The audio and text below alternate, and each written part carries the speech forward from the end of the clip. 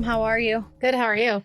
Good. You seem tired. I am tired. I'm very tired. I haven't slept great in the last few days. Groot is out here. Carrying on. Yep. So if you hear him, it's because he's lonely and I miss him and I'm lonely without him. And so naturally he needs to be with us, even though he's just behind dragging his body on the couch, screaming to himself. Trying to get his belly band off. Same, me too. I'm also behind us on the couch screaming to myself. That is my life. Relatable. Okay, what's your disturbing fact? Have you heard of Otzi the Iceman? Yahtzee? Otzi, I believe, or Otzi, but I think it's Otzi. So it's like Yahtzee without the Y? Yes, exactly. I'm going to go with no. No. Otzi the Iceman is... Is he like the Yeti? Nope. He's a mummy. Bigfoot? He's a mummy. Okay, so not like a Bigfoot. Or a Yeti. He's a mummy that was found in the Tyrolean Alps. Is this his real name? That's what they've named him. So it's not his real name. No, how would we know? He's 5,300 years old. I don't Well, think if anybody knows his name. If there was like a hieroglyph or something nearby that like we could find that had his name, Well, or like, you know how people's caskets are usually marked with their names? yeah, well, he was just frozen in a glacier. We don't need to know. I don't need to have my name on my casket though, because it'll just have stickers. Right. We'll know it was Daphne All the King. Dutch Bro, 7 Brew. Random stickers I've collected in my day that I can't commit to putting on a water bottle that are going to Snarfs. go on my casket. Yeah, really. I have a couple Snarfs ones. Yeah. I love Snarfs. Don't talk about Snarfs. I love Snarfs. All right, are we ready to get back to it? Yes, Okay. the unnamed named mummy. Yes. Well, we don't know his real name, so they have named him Otzi the Iceman. He was found in the Tyrolean Alps between Italy and Austria in 1991. And they assume... That just reminded me. I'm sorry, Atamana. From the second night at the museum. Oh. Basically, Atamana. So they estimate that he's 5,300 years old, and they're super fascinated by this guy because he was literally just in this glacier. He was discovered by some people that were mountaineering. They were like, I don't know what you call it. They were hiking. They were hiking, but I think when you go like that They were high, adventuring. when you go They up were on a real big side quest. Yeah, when you go on glacier hikes, I think it's more than hiking. Like doing Aw. K2 or something Groot like thinks that. he's going to go through the window. That's kind of cute. The window doesn't open. It's So it's just closed. glass. Okay, so they discovered they're like really fascinated by him because he's in ice. He's really well preserved in the ice. 5,300 years old, huge oldness, Very old. a huge amount of oldness. And they could He's look been at there him for a long time. long time. They could look at him and see, studying him, that he was going bald, that he had a bunch of tattoos, and that he was infected with a cancer-causing strain of HPV. So he's sexually active. Nice. He died from he had an arrow in his chest. So Aw. that's how he died. And then there's like a whole bunch of stuff about like what his last meal was and stuff, but I don't even know what the things were. So I didn't put them in here. But anyway, so these two scientists, Mohammed Saran, a microbiologist, and Frank Maxener, who both work at the Institute for Mummy Studies. That's Okay. cool, right? I like it. That's where And I want to be. I always hear these. They're like, how do you get these jobs? But anyway, so the one dude is a microbiologist and the other dude is the director of the place, and they both work in the same place. And they published this paper, and it just came out on June 3rd of this year in the Journal of Microbiome. And they went through I didn't know there was a journal of microbiome. I know, like- I'm going to have to tell all my friends. Yeah, that's next week's reading material. So they went through all the microorganisms living in and around his body. And this wasn't the first study of the microorganisms that they did on this guy, because obviously they found him in 1991. So like there's been a lot of, hey, let's check this out and let's check that out. So they wanted to just know more about the microbiomes that are currently on him, and if they were still active, and if they could possibly be like degrading his mummy remains. Okay. So Otzi currently lives in the South Tyrol Museum of Archaeology in Bolzano, Italy, and he has his own little refrigerated chamber that is kept at 21 degrees Fahrenheit and 99% relative humidity. So fucking cold as shit. Yeah, that sounds too cold for my taste. And it says, No, well, and thank especially you. add the humidity into that. Well, I guess they're trying to preserve him, though. They so. are trying to preserve him. So it's basically the same conditions that he was found in, and that kept him preserved for that 5,300 years that he was preserved, right? Maybe they should have just left him there. Well, we don't do that. We can't just leave things alone. Nope. No, that's why there are signs everywhere that say leave it like you found it. Right. Because people leave no trace. don't leave it like they found it. They're like, oh, hey, here's a dead guy. We should take him. We should take this dead guy and see what we can do with him. Right. Let's study what his last meal might have been 5,300 years ago. Right. And we don't even recognize what these items are to this day. Right. So, although I'm sure the scientists know. But in April of 20... we, the general people, have no fucking clue what it was. The scientists. Let's just say it wasn't Chick-fil-A. So, yeah. In April of 2019, they defrosted him for like 5 hours, but they still kept him super cold at 39 degrees Fahrenheit. And then they collected some ice chunks from his body surface and from inside of him. And they looked at the soil samples from where he was found and they checked all that stuff out. So they looked at the soil samples from 1991 and samples from 1992 and from 2010. So these are the times where they took him out and they like defrosted him and pulled stuff off of him. And I'm sure they did other stuff in between, right? But this is like checking all the microorganisms and microbiomes, as it were, on the guy. Okay. So they found a mix this time when they just took him out recently and did the study and wrote this paper. They found a mix of ancient and modern microbes, and some of those were from when he was still alive and others that had grown after he died. And then some, of course, that were introduced to his remains during the multiple examinations subsequent to finding him, right? So you go touch him, I go touch him, even though I have gloves, you whatever. touch him, we touch him, we all touch him. Right. We're all leaving stuff behind. So they were surprised to find that there were 4 cold adapted yeast strains from the glacier where his remains were buried, and the yeast remained metabolically active after all this time. But people were like, no fucking way. Like, how can 5,300-year-old frozen yeast still be fucking active? And these guys are like, well, we'll show you how active it is. So they harvested some of the yeast and they used it to make sourdough bread. Who's eating the sourdough bread? So I'm going to hard pass on that loaf of bread. Daphne this morning, she texted me. She's like, do we have sourdough bread? As a matter of fact, we do. Right. I'm not going to tell you where it came from. I'm eating Yahtzee's bread. Ah! So anyway, yeah, they had to prove everybody wrong that these microbiome yeasts were still active and cranking. So they made some bread and now they're currently trying to see if they can use it in the beer making process and for other fermented products. And so that's it. That's my disturbing fact. I'm all for human curiosity, but like, how far is too far? Well, that's what I'm thinking. Like, why? Like, I get it. You want to know X, Y, and Z, and to prove your point that. But I'm not like sitting here going, I would personally like human preserved beer. No, fermented. Fermented human preserved beer. Yeah, because that's the thing. It's I want my beer made of human remains. Please sign me up double on that. Yeah. Yeah. I want 2 tall 16-ounce glasses of human remains beer. Please and thank you. Please and thank you. And who do I talk to about this? I just think it's weird that they're like. Now I'm just imagining like a body mill. they're like sitting in like these giant like tanks that they make beer in, right? Like the giant staves. Mm-hmm. And then I'm like imagining that just body farming beer. Yes, body farming beer. From Yuck. 5,300 years ago. Yuck is correct. I just think it's weird that like they're like, oh, these yeast are still active, and everybody's like, no fucking way. And instead of being like, look under this microscope and you can see these things moving, and that tells you that they're active. We're gonna make fucking bread.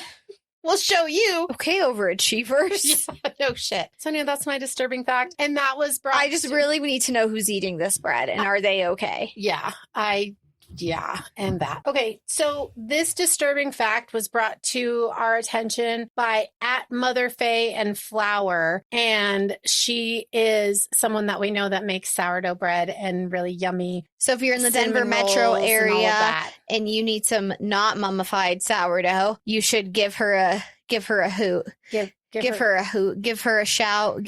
Call her up. We'll tag her. She's amazing. Best fucking sourdough. My favorite that she's made that we've had has probably been the pickle one. The pickle and Havarti. Oh, yeah. And instead of adding dill and Havarti. Yeah. Sorry, not pickle. Dill pickle.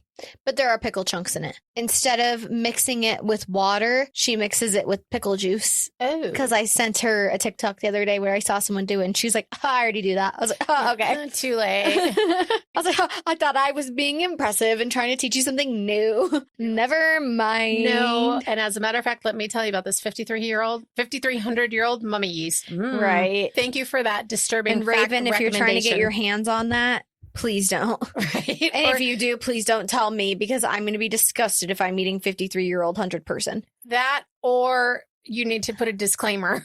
This is made from human remains that are 5,300 years old. Right. Blech. Blech. All right. So anyway, thank you for that. Thank you, ma'am. Thank you for the delicious, wonderful yummies also. Yes, always. The chocolate cherry cinnamon rolls were to die for. Literally. I think I would take a bullet for those. Okay. Are you ready for me? I think so, yeah. Okay. So, to quote Wednesday Addams, this is my favorite unsolved murder case.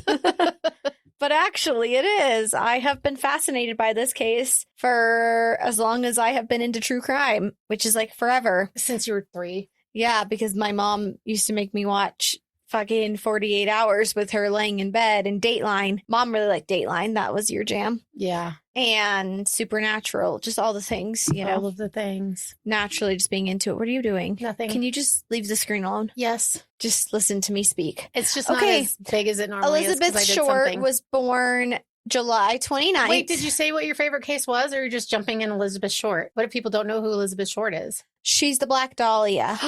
What? And in life, she was actually called the Black Dahlia. That is a huge misconception that the case labeled her the Black Dahlia, which I was going to dive into. But now you know, her nickname by her friends was actually also the Black Dahlia. Okay. And I learned so much. So, okay, apologies in advance. It's going to be 2 parts. You know me, I rabbit hole. So I rabbit holed like really, really, really, really, really, really hard on some things. And then I was like, oh, we're at the point of no return. But these are some things like I haven't heard about before. So some details I left out that were like really small. But honestly, like in my opinion, there's no detail too small. So just our listening audience will, we're back. Click. Right, we're done. We've heard enough.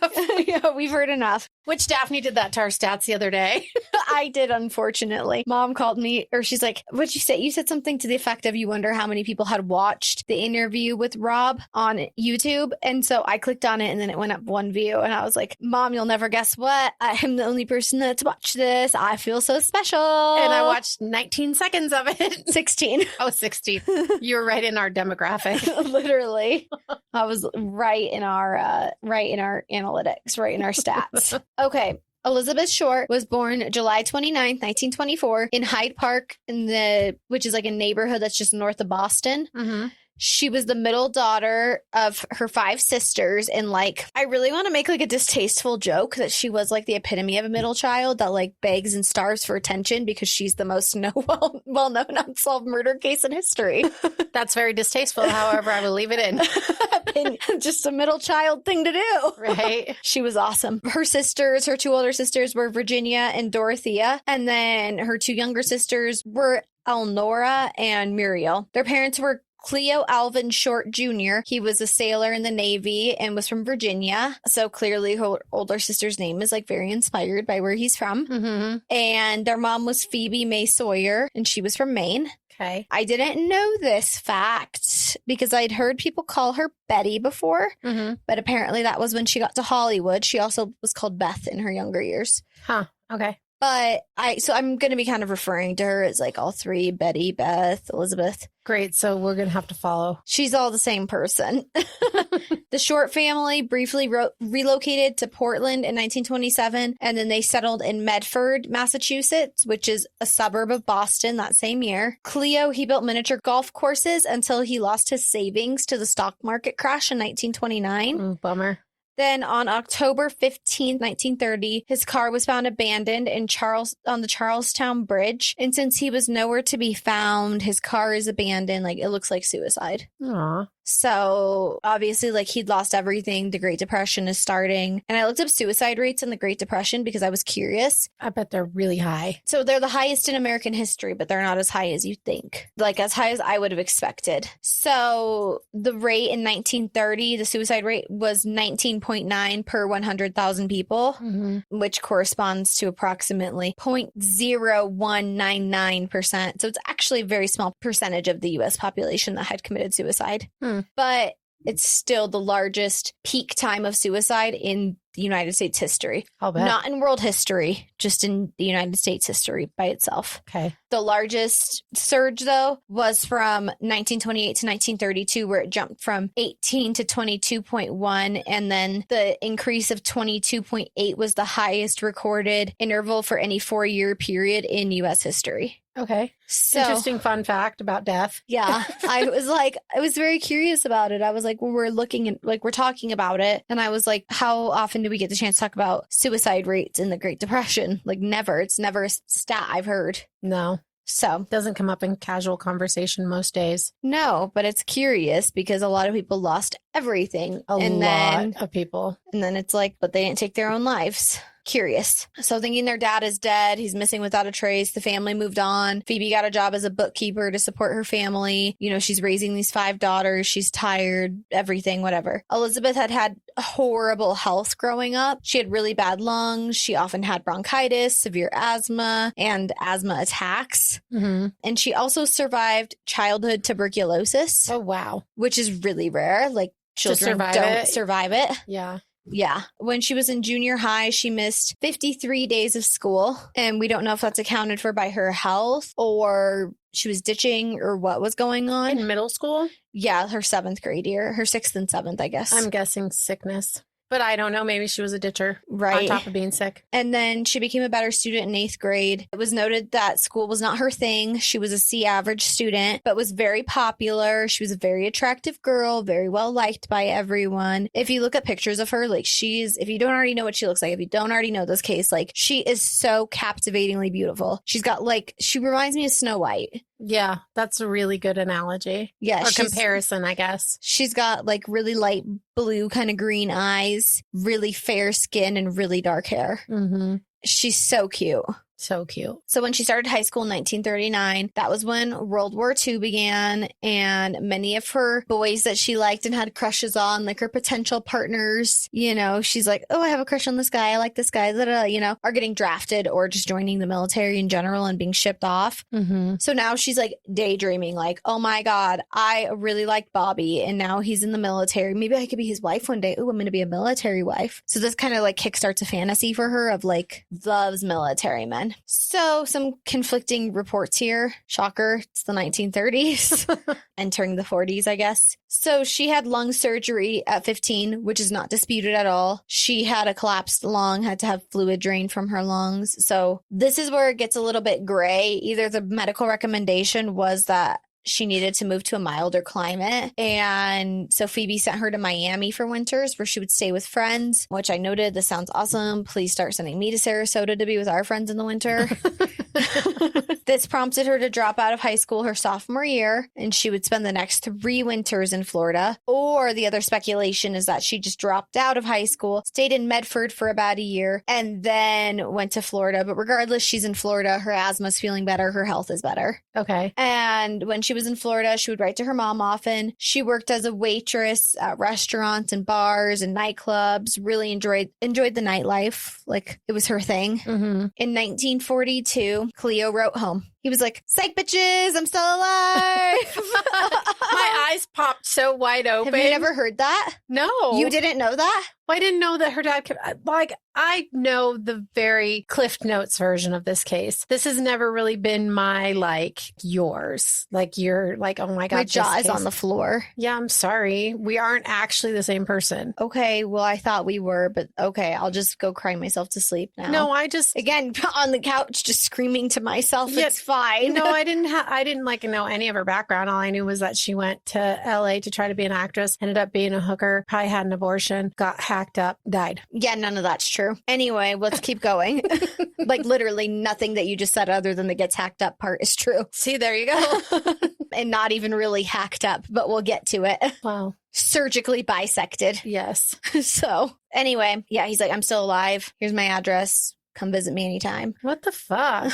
But if that's true, he didn't mean it. And I also saw a different version where Phoebe and Elizabeth ran into him on the street back in Medford, right? Like he came back for something. Mm-hmm. And then he's like, forgot my wallet. Yeah, basically, he's like, hey. They're like, hey. And then she wrote to him and said, and she's like, I want to come visit. So I don't know. Something happened. He sent her $200 and he was under the guise that the $200 was just like, okay, my daughter's asking me for money. I was a shitty parent. I abandoned all my family and my kids. The least I could do was send $200 off. Mm-hmm. But she used that money to jump on a train and go to Vallejo in California. So she took the train across the country to go visit him. So she shows up at Cleo's house. He is not happy to see her. Oh, you know what? I did know that part of it, actually, that she went to go see, but I didn't know that they thought that he committed suicide. I just thought that he like took off, that he was like a deadbeat dad. No, they thought he committed suicide. Like he staged his own suicide. Or maybe I did. I don't know. But I do remember that she went to his house. But it's only because recently I think I've looked at like, I don't know, or maybe I saw something about it because all the stuff that keeps coming out, like continually how the case progresses and how, oh, well, now it's probably this person. Oh, and this guy died and we found all these letters. So we think it's him and blah, blah, blah. Yeah. Okay. So she shows up at Cleo's. He's not thrilled. He's like, what the fuck are you doing here? Right. She's like, oh, I'm coming to live with you and your new lady. And he's like, fine, you can stay here, but you're going to be enslaved to me. You're basically going to be an indentured servant. You're not leaving the house. You're cooking and you're cleaning. And this is our trade-off. You can stay in California. Because she's like, my health feels good. Like when I'm not in colder climates, she's like, my health feels better when I'm here. And he's like, cool, good for you. You're going to cook and clean then. Right. Bitch, where are my blueberry pancakes? Basically. And she's like, yeah, I still like to go out. I'm still fantasizing about marrying a military man. And Cleo's like, no, you're not going to stay out late and staying at my house. So we kicked her out. Wasn't she like super young? Yeah, she was 19. Okay. Yeah, or 18. Sometime in 1943. So yeah, she's 19 now in 1943. She got a job, or 18, I guess, I don't know what time it was. Right. Sometime in 1943, she got a job at Camp Cook in Santa Barbara, California. She told her supervisor at Camp Cook that this was the place for her and she loved every second of it. She felt good, like her lungs felt good here. Her health felt good. She just loved it. She really was committed to staying. She told her supervisor, like, I'll do anything I can, like, keep me here. But it was rumored that she had a super abusive military boyfriend at this time. And this led to her only staying at Camp Cook for like a couple months. But like I said, she was obviously like determined to find her military man. Then on September 23rd, 1943, she's partying with a bunch of them and she gets arrested. Oh, shit. And she gets, booked because she's lying to the police. She's like, oh, I'm 21. And they pulled her stuff, her like military records at Camp Cook. And they're like, you're 19. Like, you're not 21. You're lying to us. So anyway, they take her fingerprints. Daphne looks at her watch. You're not 19. Or you're not 21. I can tell by the time. I can tell by the time. And she's not even wearing a watch. She looks at her bracelets. I'm looking at my bracelets. I'm looking at my Dalmatian Jasper and Serpentine. And I already know she's not 21. Spoiler alert. So they're like, go back to Medford. And so she did. What the fuck? I don't think they can do that, can they? Apparently. She listened to them. Okay. They're like, go home, kid. So she did. And then she went back to Florida. And then she became very acquainted with a decorated Army Air Force officer of the 2nd Air Commando Group, the Flying Tigers. And he was Major Matthew Michael Gordon Jr. And he was training for his deployment. The Flying Tigers? Yeah. Okay. Sorry, I got hung up for a moment. He was training for his deployment in Southeast Asia during the Second World War. And she like sent her mother letters. She's like, oh my God, I met someone on New Year's. This is my person. We're going to get married. Like, he's my soulmate, all this stuff, right? And she's like telling her about him and says his name and all this stuff. Then he shipped away, right? Like, we know he's training for deployment. So then he goes. And they wrote all the time. Then in the spring of 1945. So again, she went back to Medford. during the year of 1944. And then she was back in Florida and meets him around New Year's, around Christmas time. Okay. So he was in a plane crash in India Oh. and he survived. Oh, well, that's good. So then he allegedly, like, they're writing to each other. At one point, she wrote him 27 letters in 11 days. Wow. Like, they're committed. Yeah, that's a commitment. Yeah. No, but he's doing the same back to her. Like, they're in love. They're in love. Yes. And he's like, please marry me. This was a near-death experience. I can't live my life without you. I want to be with you forever. Sorry, I'm taking off my shoes. Yeah, fucking A, you are. I want to be with you forever. Please marry me. She's like, yes, of course. And so she's waiting for him to come home. She's starting to like plan the wedding and get arrangements figured out. The Japanese surrender from the war. To my grandpa. Yeah, they did. Actually, legitimately, literally. Yeah. Our grandpa, he was in World War II. He was on General MacArthur's. My great grandpa. My grandpa, he was on General MacArthur's ship and he was a telegrapher and he got the telegraph that said that the Japanese were surrendering. And so his joke was always, oh, the Japanese surrendered to me.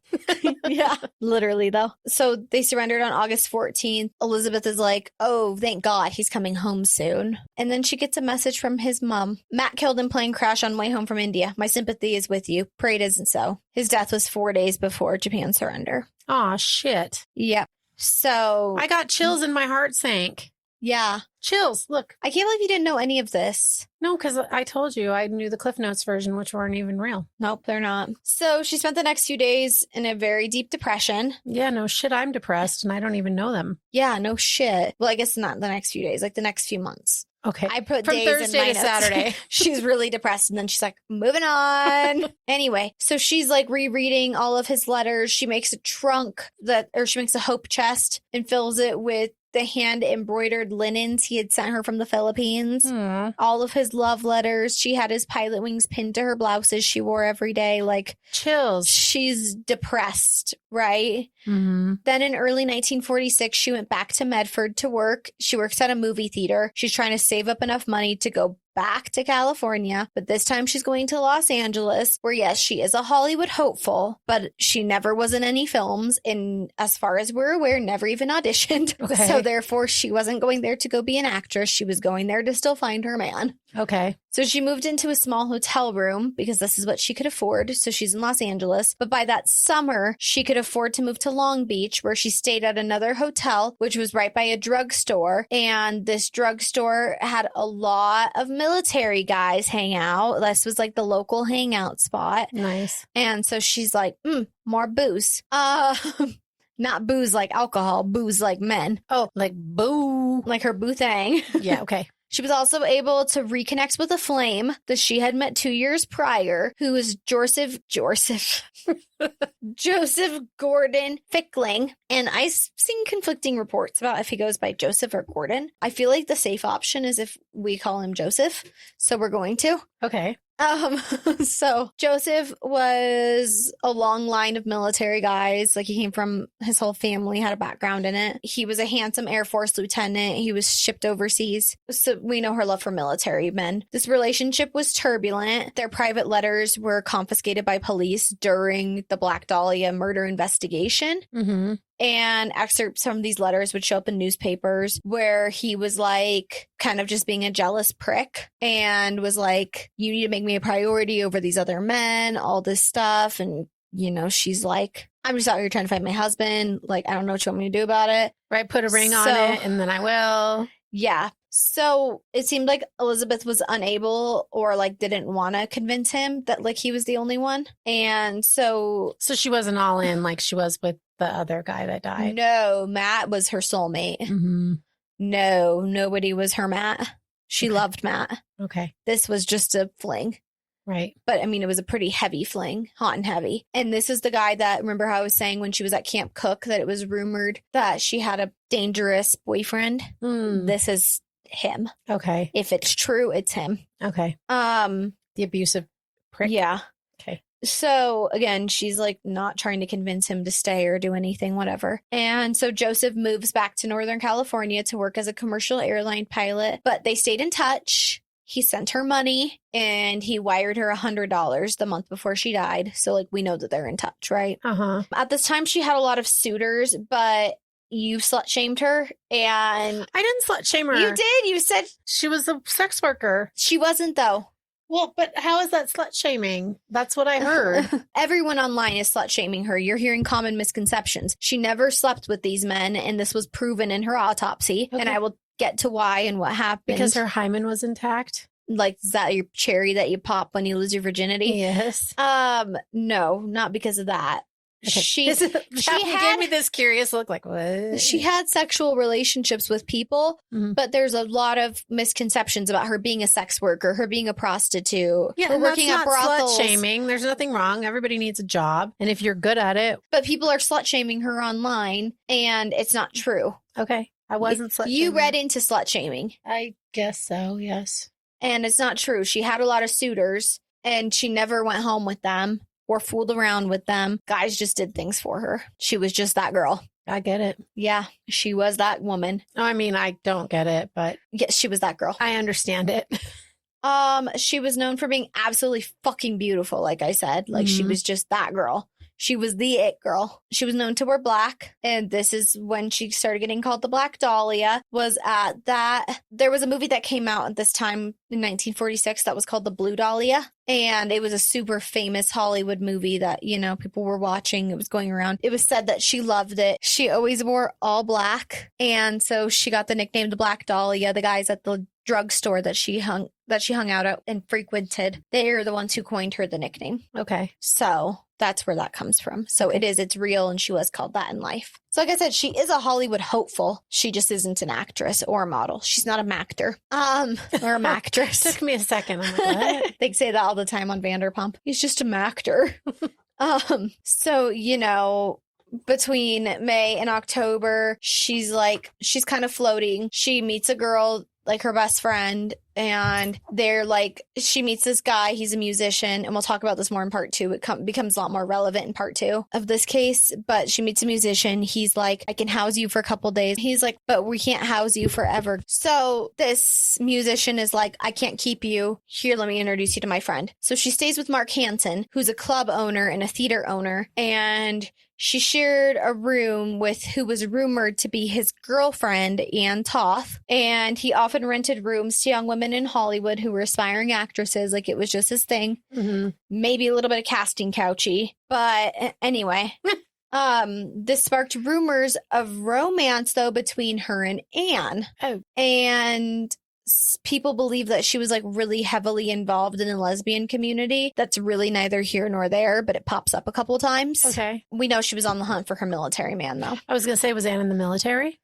No, Anne was an actor, actually. Okay. An actress. An actress. When she moved out of Mark's home, she was gifted his little black book, which had his name and address on it. And it was said that he gave it to her for these connections he had in this book. It was his address book, but it became known as the little black book of this case. Okay. I've heard that. And it had 75 names and numbers of well-known, very well-connected people in Hollywood. Oh, so maybe that's how It became the black book and the prostitution theories and all this. In November and December of 1946, she stayed at an apartment called the Chancellor with 7 other women who were also Hollywood hopefuls, where each woman paid $1 a day for a bunk bed in a tiny closet.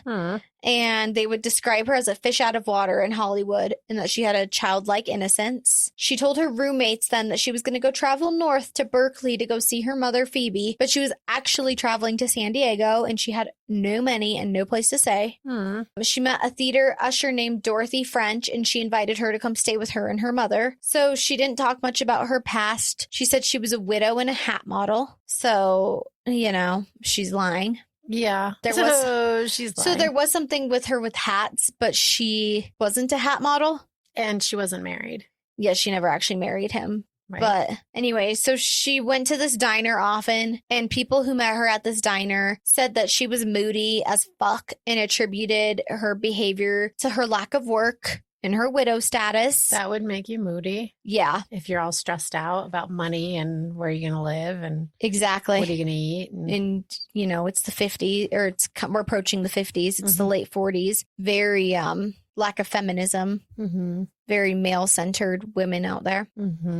I mean, not that that's changed, but not a ton. Anyway, women like literally couldn't live without a man, though. I don't think at this point they could even get a credit card without a man or Well, we whatever. talked about that when I said, did you know you couldn't get a fucking credit card until 1972? Oh, so it's 1972. Yeah. Yeah, there's no fucking way they can do anything without a man at this point in the case either. But anyway, the people who were closer to her were like, no, something else is going on. Like, she's not just being moody as fuck because of these things. Like, something deeper is living in her heart that, like, we don't know what's going on, but it's not this. So this is all she's telling you guys. So this is how we know. Okay. But like, is there mental illness, do they think? I don't know. Okay. I actually don't know anything about that. Okay. Just curious. I never read anything about it that said that she could potentially have mental health problems. Okay. Other than severe depression, which understood. But yeah, her man died though. That's why. Yeah. Yeah, but I mean, she's said to live a pretty good life. Like, she had the suitors that did everything for her, right? Like, she was beautiful. She could, Those aren't all of the things.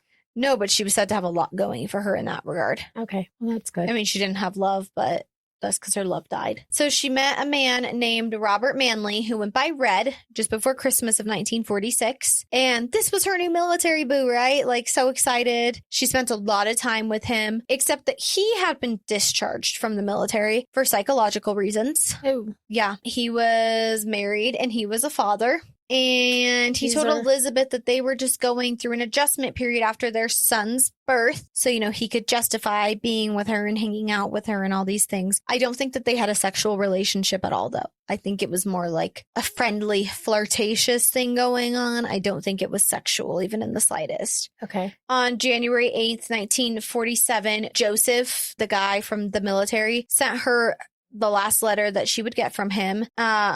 She sent Joseph's last letter she would send him, where she told him she was moving to Chicago and she was going to go be a fashion model. A hat model? Yeah, I guess, right? Later that day, Red picked up Elizabeth from Dorothy's for a fun night on the town. She wasn't really much of a drinker. That's what I'm saying. Like, there's a lot of this misconception about her where people slut shame her like and hooker crazy. Yeah. And like, it was said that she didn't even really drink. Like, she would go out and like have drinks, quote unquote, and just like drink water or lemonade while all these people are partying around her. But that she wasn't much of a drinker. She had several drinks though that night. She's like letting loose, dancing. They went to dinner. They had fun. Apparently they did kiss this night. But then he was like, I can't drive you back to LA tonight. So they ended up getting a hotel room in San Diego. But he's like, we don't need to sleep together in the same bed. Like, we'll get a double room. And she's like, yeah, that's fine. It's cool. They get back to the hotel room. She's violently fucking ill because, like I said, she's not a drinker. And she's like pouring him back that night and tossing him back, not pouring him back, whatever word I'm looking for. I'm not a drinker either. So clearly you can tell that. Anyway, yeah, they didn't sleep together. The next morning, he goes and makes some like business phone calls. And when he gets back to the room, Elizabeth's fine. They take off. They leave. They stop at the Union Station in LA. She checked in 2 suitcases. Okay. We're getting into her final couple days here. So pay attention. This gets kind of crazy. So they go to the Biltmore Hotel, where she tells Red she was meeting her sister, who was blonde. Keep an eye out for a blonde lady. Her sisters weren't blonde. Not a single one of them was blonde. Right. I'm like, if she's so dark. Yeah. I mean, fair skinned, but dark hair. Yeah, no, not a single one of them was blonde. So not sure what that's all about. Okay. Apparently, also now she haunts this hotel. She's been seen on the in the lobby and on floors 10 and 11. I never heard this either, that she's a ghostie. Sweet. That's what I said. I did a deep dive. I'm hearing deepness in the diving. I did a really big deep dive. So Red checked the front desk to see if her sister had arrived. And like, they keep frequently going up to the front desk to be like, hey. That's Peach's snoring, by the way, if you guys can hear that. Yeah, Pee Rana, my girl. They're both out here. They're both lonely. They needed a little extra. A little extra human. Yep, exactly. And Gru is my best boy. I have my own dog, and his name is Bruno. And we love Bruno dearly. But Gru is like one of my soulmates. I just love him so much. But he doesn't want to be very nice to Bruno since Bruno doesn't have balls now. And he's like, I'll show you who has balls. And I'm like, Groot, if you show my dog who has balls one more time, you won't have balls either. Yeah, Groot's kind of an asshole. That's why he's Daphne's soulmate. Right. That's why he's my soulmate. Yeah, he's the one that went missing if you listen to the Groot episode. This is our boy. Okay, anyway. So he's there going and frequently checking. Hey, did this person check in? Did this person check in? Red's like, I can't stay here any longer. I'm so sorry. So it's 6:30 and he leaves. She stays until 10. Okay. And no one showed. So she walked south. That's the last time she's known to be seen. Okay. And she doesn't have anything with her, remember? She checked her bags into Union Station Mm-hmm. and like kind of just like on a hold, I guess. I don't really know. Yeah, because she Never doesn't have anywhere checked- to stay, right? Yeah.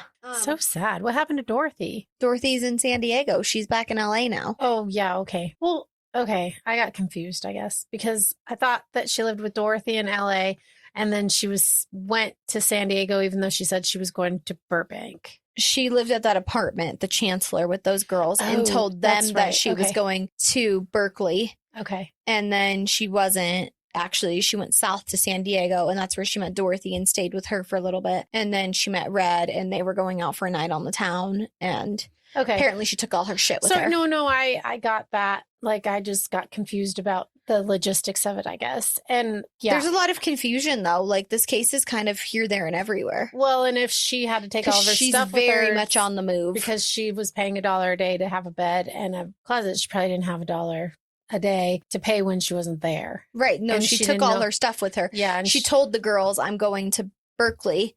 And Berkeley, she not didn't. Burbank. She didn't. She went to San Diego. Mhm. So she didn't actually tell them the right place where she was going. Over the next several days, she's seen by a handful of witnesses, and 6 of these people who knew her personally, it said, saw her. Okay. On January 11th, she was seen out at a local lounge with 2 women, and people said she was like totally drugged and acting like she was out of it.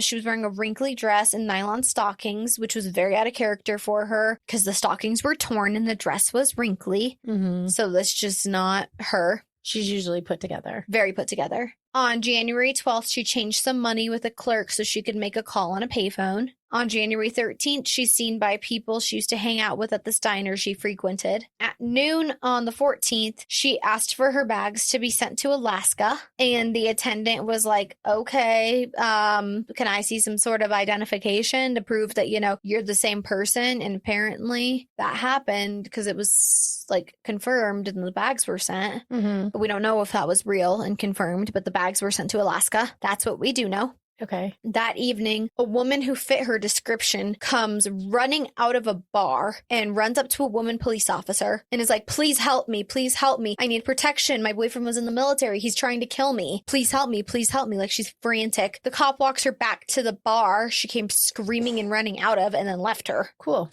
So like I said, the last confirmed known sighting of her was at the Biltmore.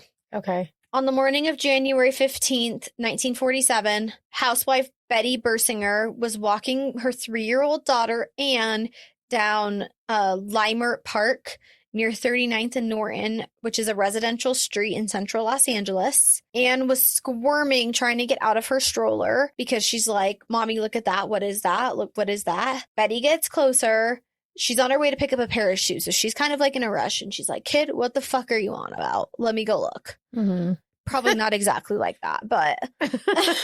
So she goes closer to get a look. At first, she thought it was a broken store mannequin that's laying a few inches from the sidewalk. Weird. But she soon realized it was the body of a woman who had been cut in half and was laying face up. Betty Bersinger quickly covered her young daughter's eyes and ran to a bunch of different houses, knocking on the door. Can I call the police? I need to call the police. I need to call the police. Finally, someone lets her and calls the police. When the police get there, they discovered the body of a Jane Doe who was lying in the grass. Her body was totally bisected. There's no blood around her. This is going to get gory. So she wasn't killed there for sure. Her body was also drained of all of its blood. Yeah. Yes, so since there's no blood there, she obviously was moved. The Mhm. body was moved. And we also know that she died face down from the blood pooling in her body, even though it was drained. We know from the marks, Mhm. like from the skin clotting stuff that happens. Mhm. I don't know. I'm not Lividity. sciencey. Yes, I guess. And blood pooling. Anyway, that she died face down and she's turned face up. Right away, detectives are called because it's clearly a murder. And through the radio, the police radio, Mhm. a bunch of journalists have it tapped. So they're showing up and they're actually beating the detectives to the punch. One of the first reporters that was there on the scene was Aggie Underwood of the Los Angeles Herald. She took several photos of the body in the crime scene before detectives arrived. So I'm pretty sure that's why we have pictures of her to Mhm. this day, is because of Aggie of Los Angeles. Obviously, the police are like shooing everyone away. It's an active crime scene. Stop trampling over evidence. Her body had been scrubbed clean. So much so that Brush bristles were embedded into her skin. Jeez. Whoever did this obviously went through a lot of trouble to cover up what they had done. Mm-hmm. Her internal organs weren't damaged, but her intestines were tucked underneath the top half of her body, which was intentionally posed with her hands over her head. And then her bottom half of her body was moved about a foot down with her legs spread wide apart. She had bruising on all of her sex organs, like her boobs and her like upper thigh groin area. There was a chunk of skin that was missing from her upper thigh, which we now know was a rose tattoo that somebody cut off. She had recently dyed her hair reddish, like brown, Mm-hmm. and her black roots were starting to peek through. She had rope and wire burns around her wrist, ankles, neck, and upper right thigh, clearly indicating to the police that she had been bound and tortured, they believe about 3 to 4 hours before death. The killer used a knife to slash 3-inch gashes on each corner of her mouth, which is known as a Glasgow smile. So she kind of looked like a deranged clown. Mm-hmm. The detectives thought Jane Doe was about 5'6"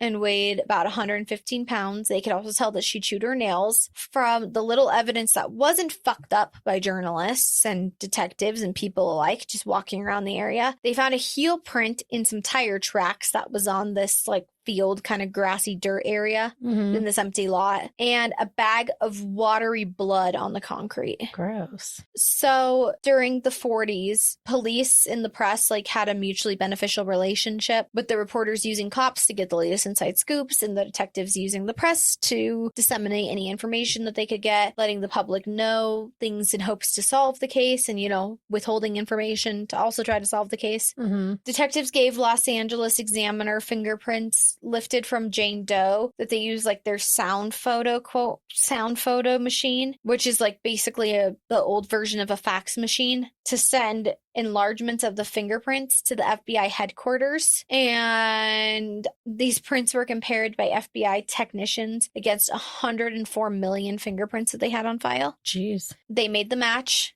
Elizabeth Short, 22-year-old native of Boston, whose fingerprints had been taken from a mailroom job that she once had on a base in Santa Barbara, and from the drinking arrest that she had in Santa Barbara as well. The FBI also sent the paper of Elizabeth's government application, and once reporters saw how attractive she was, they were like, oh, we can sensationalize the hell out of this story. Mm-hmm. Obviously, that's why we're here talking about it today. Right. Which I have to tell you has become a lot more depressing now that I know the backstory, because I feel bad for this girl. But besides the fact that she got murdered, that she's just like trying to find love and she's like just scrounging to make a living. Right. And like she's she's homeless, trying to figure her life out and just doing the very best she can. And now it's really depressing because it never seemed depressing before. Yeah. Not that murder's not depressing, but yeah. I mean, it's sad. I think this is why this case just sticks with me hard, because it's like there's so many misconceptions about her out there. So Los Angeles County Coroner Frederick Newbar conducted the autopsy of Elizabeth Short on January 16th, 1947. It was noted that she was 5'5", weighed 115 pounds, had light blue eyes with dark hair. It is also discussed in her autopsy report that her teeth were nasty. They were in a severe state of decay and plugged with wax, which makes sense if she's been homeless for the last 5 days. Mm-hmm. Her body had been completely cut in two using a technique taught in the 1930s called, I'm so going to butcher this, hemicorporectomy, which follows the disarticulation of the lumbar spine Mm-hmm. and the transection of the spinal cord and the pelvic contents, lower extremities, and in some cases, even the external genitalia is removed. Hers wasn't. Her body, like I said, was also washed thoroughly with a brush, and they found traces of gasoline on her skin too. Jeez. So we know whoever this is scrubbing the fuck out of her body to try and clean any of their evidence. to clean their evidence off of her. There appeared to be little bruising along the incision line, suggesting it had been performed post-mortem. That's good. Yeah, so she wasn't cut in half alive. Mm-hmm. There was a gaping laceration measuring between 4¼ inches long, or measuring, at 4¼ inches long, that ran longitudinally along her abdomen. There were lacerations on her face, like I said, known as the Glasgow smile. These incisions extended from the corners of her lips up to her ears, measured 3 inches on the right side and 2.5 on the left. Frederick noted the ligature marks on her wrists, ankles, and neck, indicating that she had been restrained with some kind of material, most likely a rope. So, I mean, detectives are getting this kind of nail on the head, right? When they're just seeing the body as it is. But then we have this autopsy that's also confirming all these things. There was an irregular laceration with superficial tissue lost on her right breast, along with superficial lacerations on her upper left arm, her right forearm, and the lower left side of her chest. Her skull showed no signs of fracture. However, there was bruising that noted that at the front right side of her scalp. One source said many years later, so there's this rumor that she's covered in cigarette burns all over her body. She had a lot of mutilations, but that's not true. The autopsy report says nothing about cigarette butts being burnt into her. Okay, I never heard that, but since clearly all that I heard were lies. Right. Another incorrect misconception involves the coroner suggesting that during the conversation that he had to people about Elizabeth Short, he said that she had eaten feces, that she had been forced to consume them based on her stomach contents. Mm-hmm. But there's no, it's not in the report, and it's no other sources have it. It's a misconception about it. Good. I'm glad that that's a misconception. Yeah. Glad that that's bullshit. Noting a small amount of bleeding on the right side, which was consistent with blows to the head, Frederick determined that the cause of death was a massive internal hemorrhaging caused by blows to the head. They don't know what object she was hit with. And from her face was also cut while she was still alive. So, and she was obviously, like I said, bound. Yeah. So she was tortured. Yes, and her face death. Was cut. Yes, yes. Cause of death, right? Was beating, most likely? Cause of death was, being hit over the head. Severe blunt trauma to the head. Yeah, blunt force trauma to the head. And probably the shock of her face getting cut too. Her body's just in shock. That is really fucked up and sadistic. Super fucked up and sadistic. I don't know the kind way to put this, her anal cavity was also dilated, indicating that she was probably raped. But there were no traces of sperm found anywhere on her body. And like how I said that there's this misconception about her being a whore and all these things, and that she's getting paid and all this stuff. Yes, she's getting paid, but she's not being paid to sleep with them. Mm-hmm. The coroner in his report said she had this condition actually where her female parts, mm-hmm. It would have been really painful and uncomfortable if she would have had sex ever. So she wasn't, which is also then where the rumors spark about her possibly being in the lesbian community, right? But that's stupid. Yeah. Anyway, so it's noted, obviously, she died a very painful death. It's really sad to think about, though, what she was going through when she was dying. The end moments is horrible. In an effort to garner as much information about Elizabeth Short as they could, several reporters from the Examiner resorted to some pretty unethical shit. They contacted Phoebe, her mother, to explain that she had won a beauty contest so they could pry as much information about her as possible out. Before she's notified that she's dead. Yeah. So obviously, as we discussed with Rob a couple weeks ago, I don't know why anyone would be shocked, but it's the 40s, so you'd hope that they'd have more journalistic integrity, which obviously they don't. So a story's a story's a story, and a journalist is a journalist is a journalist. Yep. So now, like I said, the police and press are pushing to get as much info as they possibly can. This was headline coverage for the next 30 days straight in Los Angeles. Actually, I think it was headlined across the country. Police showed up to Cleo's home because obviously he's much closer than Phoebe is. Mm-hmm. And they were like, hey, can you please come identify we believe that this woman is the body of your daughter. We're pretty fucking sure. Can you please come identify her body? He's drunk. He tells the police to fuck off. So Phoebe's called. Sorry, I'm making a face, which doesn't make good podcasting. No, it doesn't. So Phoebe called. She comes down from Medford to come identify the body of her daughter. They have her funeral. Cleo refused to go to the funeral, stating that he didn't love her in life, so why would he love her in death? What a dick. Yep. I mean, really, don't go because... But don't make a fucking statement about it. Yeah, don't go. Don't participate in something that you don't really have the right to participate in. Right. But go fuck yourself, Cleo. Yeah, he's I abandoned them. Death. He's like, I abandoned them. Why would I go be a part of it? What a dick. I hope he died a painful death. I don't know. I can look it up and tell you. I would love to know. Her roommates at the apartment, the 7 girls living there together, renting the bunk beds, were questioned by the LA Times. And they said, quote, Short was often out with a different boyfriend every night and didn't have a job. Linda Rohr, who was 22 years old, said she was always going out on the prowl to Hollywood Boulevard. She was said to have few friends, often keeping the company of strangers, was only ever with a small group of acquaintances. Her style of dress soon came to the attention of the press, with the article describing her black tailored suit Elizabeth was last seen wearing as a tight skirt and sheer blouse. Now there's this misconception, right, about the Black Dahlia. We've already gone over this. Well, we know the drugstore called her the Black Dahlia. And the rumors are making her sound like she's a whore. Right. Like nothing is doing her any favors here. No. So whatever the truth is about the origin of the Black Dahlia nickname, the press ran with it, publishing sensationalized headlines that caught the attention of the American people. This was the first case to really garner national public attention, like after the end of World War II. So in an effort, like I said, the police are working with the press to try and get information. They allowed several inconsistencies to be published, and one of these involved the manner of her death, whether or not she had been tortured prior to her murder. This was denied by law enforcement at the time, so they're saying that she was tortured in the newspaper. Law enforcement saying no, she wasn't tortured, but they're like sensationalizing this as like this poor girl who was tortured to death, all this stuff. Police are saying it's wrong, but it's actually true.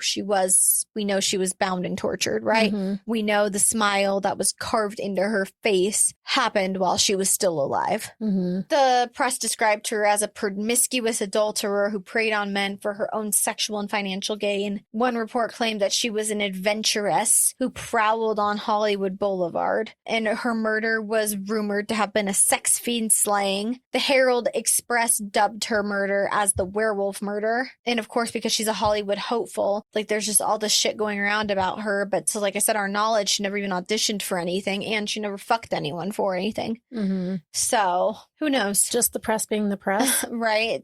Just horrible misconceptions going around about this poor girl. Shortly after the autopsy, the deputy coroner told the Herald Express Bevo means that Short, quote, wasn't having sex with men, owing to her allegedly small genitalia. Again, like I said, it was noted that her uterus was small, but there's no indication that her reproductive organs were anything other than anatomically normal. Everything was just small. Okay. So he's telling people this at the press. So then this article made people run with the lesbian theory, right? Of course. And then the police are like, let's turn our attention to people who maybe have seen her at gay bars, because she did hang out at gay bars sometimes. Finally, a witness came forward who lived in the area near the vacant lot and said that where the body was found, that there was a man in a sedan in the early morning hours of January 15th, and that the neighbor had been driving past that day to dispose of a bag of lawn clippings in the lot. And when he saw the man in his vehicle, he saw him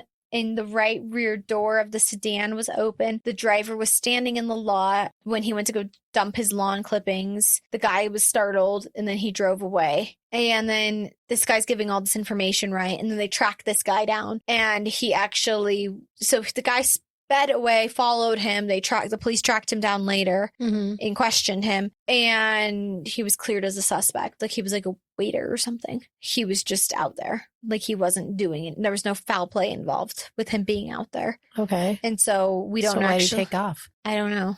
And just because he's a waiter doesn't mean he can't kill someone. Right. Yeah. He's a waiter. Oh no, he didn't do it. Well, I saw a lot of people talking about like the fact that he probably should have been more investigated, like a lot of online reports, but he wasn't. But they are pretty confident it wasn't him. Okay. Because this seems to be a crime of passion and someone that maybe knew her. Somebody that was pissed off at her. Well, and this is a medical bisection. Mm-hmm. So police are now turning to this is a medical bisection. And so the FBI actually turned to the University of Southern California and was like, only a medical professional would know how to do this. Give us all the names of your medical students. There's no YouTube. Yeah, there's no YouTube. And plus, if it was, I'm pretty sure that shit would get shut right the fuck down. That person would probably be in prison for posting anything like that. Dark web YouTube. Yeah.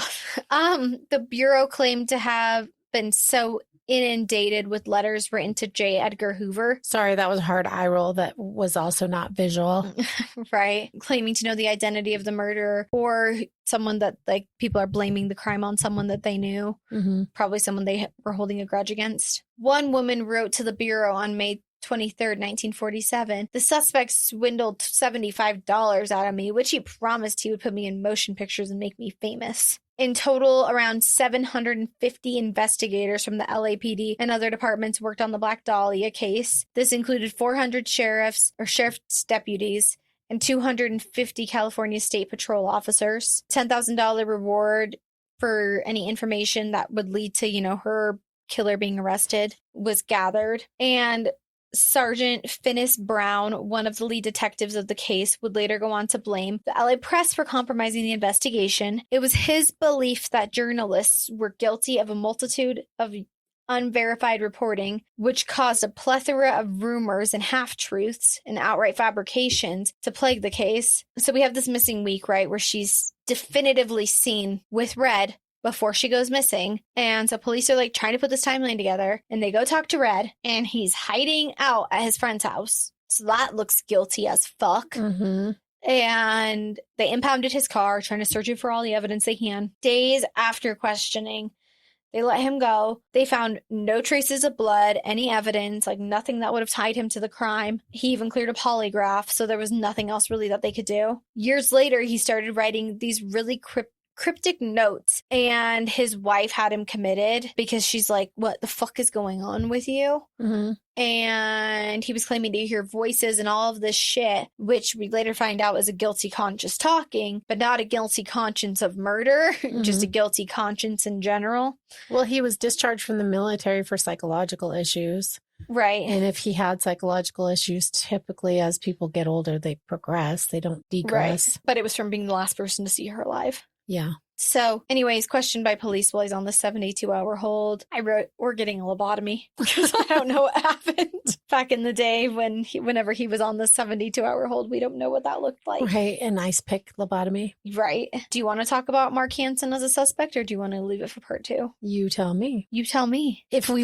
Yeah. Is it going to be a cliffhanger if you don't or if you do? It doesn't really much matter. My next part, I was going to dive into some of the suspects and some of the theories. Okay. Well, then probably next time then on That's Disturbing. Next week on That's Disturbing, come back to hear about the Black Dahlia suspects. Yeah, no, there's just a lot of them. So that's why I wanted to break it up into the first part and the second part so it wasn't too long. Okay. Maybe we might have to have a third part. But the third part might be kind of crazy. Don't spoiler alert. Okay. It might be kind of crazy. So you're going to have to come back if there's a third part. It's going to be kind of crazy. Oh. Yeah, that's all I've got today. Okay. Sorry. It's just so a lot of things you learned or you're unlearning in your brain right now that weren't true. Yes. It's crazy. Yeah. Like I said, it made it a lot more depressing. I liked my version of Cliff Notes better. It was less depressing. That she was a prostitute. Uh-huh. Yeah, but then it's like, not that she has it coming, truth. But well, yeah, obviously it's not her truth, and it's not like that would make her have and it who coming. knows if all of this is even her truth. These are these people recounting her life after she died. Yeah. Like it's not like we have today with like digital footprints and all that. Yeah. She didn't have a digital footprint. All we have to go off of is what people said about her and what they knew about her. Makes sense. 1940s. Yeah. Yeah. Well, thank you, though, for that. You don't seem very impressed or excited. I am very impressed because I knew, like I said, like when you went over the dad thing and her going to her dad's, then that came back to me. But the rest of it, I didn't know. Yeah. I didn't know she was looking for her military man and that she never even auditioned for anything and all of that. I thought she went out to Hollywood to Marilyn Monroe it or... Well, I think that was maybe a goal. Although Marilyn Monroe was after her, but you know what I mean. What's her name? Betty Davis. No, doesn't matter. Rita Hayworth. Yeah. Judy Garland. Judy Garland. Well, no, because that was her mom pimping her out. She was the... yeah, but she was the it girl celebrity at this time. Right. That her mom was the original Kris Kardashian. Yeah, no shit. Yeah, I mean, there's just a lot of misconceptions in this case. Like I said, to our knowledge, she never even auditioned for anything. Yeah, that's what you said. That's why I'm like... Which is crazy because I also was under the impression that she was more of a Hollywood hopeful than she really was. Yeah. Puck, it's going to drive me crazy. Betty, she was like the pinup girl. The 1940s pinup girl. Yeah, isn't that Betty Davis? I don't think so. Maybe. Betty Boop? Betty Page. Betty Page. There you go. Yeah, Betty Page. I know who Betty Page is. Yeah. There's a lot of rumors about her also being crazy, but they're not true. Yes. Are you sure? I'm positive because I was actually going to look into it. Okay. Because, yeah, I heard. She was crazy, but she never killed anyone. There's not really a true crime case there, just a mental health case. That's sad. Yep. Well, thank you for that. I appreciate that. Yeah. I do. I'm not like unimpressed. I just am like, Meh. no, not at all. I'm just, like you said, unlearning, processing, thinking about it. Like now I'm coming up with my own suspects that I have no idea who they are. But you know what I mean? Like I didn't know about the red guy. I didn't know about the Joseph guy. Like I didn't know about any of that. Right. Or about the guy that died that she was in love with and she had the hope chest. I knew none of those things. Yep. All right. No. Or that she had really bad asthma and that she desired to be in California because it's where her body actually felt the best. Or that she had bad teeth. Yeah. Well, I don't think she had bad teeth. I think she had bad teeth when she was dead. The last 5 days, her missing timeline, the You missing said they were week. severely decayed. Your teeth don't get severely decayed in a week. They can get a lot of plaque on them because you said wax, but I mean, they can. Well, that was what the coroner said. Yeah, no. And I understand they can get really dirty and gross, but I don't think decay happens in 5 days. No, probably not. All right. Well, you can follow us on Instagram to go look at her beautiful teeth. Okay. At That's Disturbing Podcast. You can give us a shout there for a case request. We have, you have one. I have one. Or a little snippet of a disturbing fact. Yeah. We need to snippet disturbing facts more frequently. Yes. All right. Bye-bye.